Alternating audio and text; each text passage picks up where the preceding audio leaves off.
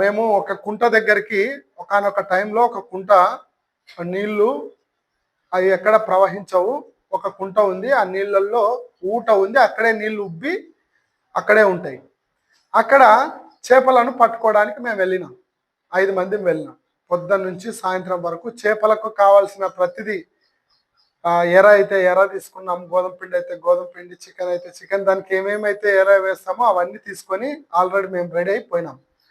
పోతే పొద్దున్న నుంచి సాయంత్రం వరకు 5 మంది ఆ కుంట చుట్టూ నిలబడి వల వేస్తే, గాలం వేస్తే ఒక్క చేప కూడా మాకు దొరకలే. ఎందుకు దొరకలేనో మాకు ఆ టైంలో మాకు తెలియలేదు. ఎందుకు దొరకలేదో, ఎందుకు వేయలేదో అంటే వేయడము మాకు చేత కాలేదు, మాకు తెలియదు అని అనుకున్నాము. తర్వాత మళ్ళా మేమే ఏం చేసామంటే, ఒక రోజు వర్షం వచ్చి వాగు అనేది పొంగి పొర్లుతున్నప్పుడు ఆ పొర్లే నీళ్ళల్లో మేము బ్రిడ్జి మీద నిలబడి వేసినాం. అప్పుడు మేము వద్దన్నా కూడా వేయకముందుకే మాకు దొరుకుతున్నాయి చేపలు. అక్కడ కుంటలో మాకెందుకు దొరకలేదు, ఈ పారే నీళ్ళల్లో మాకెందుకు దొరికినాయి? ఎవరైనా దాన్ని అనుభవించింటేనే వారికి అర్థమవుతుంది. మేము పరిశీలన చేసి అనుభవజ్ఞులను అడిగితే, ఎందుకో మాకు దొరకలేదని మేము వస్తే అడిగితే, అవి ఆ కుంటలో ఉన్నటివి జాగ్రత్తగా ఉంటాయి. అవి ఎక్కడ పోవు.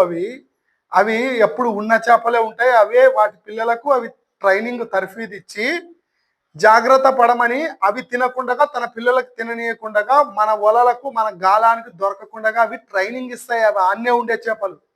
ఇవి పారే నీళ్ళల్లో వచ్చే చేపలు ఏమరపాటుకు వస్తాయి. అవి ఎక్కడ వెళ్తున్నాయో, ఎందుకు వెళ్తున్నాయో దానికి తెలియదు. దాని యొక్క గమ్యస్థానం ఏంటో తెలియకుండా ఏమరపాటుకు వస్తుంటే ఏదన్నా దొరికితే తిందామా అని ఎదురు చూసుకుంటూ వస్తాయి.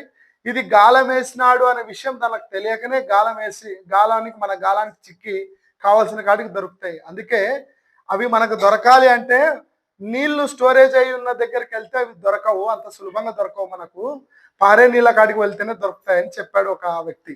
చెప్పారు మాకు. అంటే మనం ఇప్పుడు దీంట్లో పాఠం నేర్చుకోవాల్సిన విషయం ఏంటంటే, ఎవరు సాతాని యొక్క గాలానికి దొరుకుతారు అంటే, యామరపాటుగా ఉన్నోళ్ళు, ఎట్టబడితే అట్ట పోయేతోళ్ళే. నీళ్లు కొట్టుకొని పోతే ఆ నీళ్లతో పాటు పోతూ ఉన్నారు అనుకోండి, ఎక్కడ గాలి వీస్తే ఆ గాలికి పోతుంది అనుకోండి, వాళ్ళే దొరికేది. ఒక చోట కుదురుగా ఉండి వాక్యాన్ని బుధవారము, శుక్రవారము, ఆదివారము వింటూ జాగ్రత్తగా దేవుని యొక్క వాక్యాన్ని వింటూ మన దేవుడు హృదయాలను దర్శిస్తున్నప్పుడు, హృదయం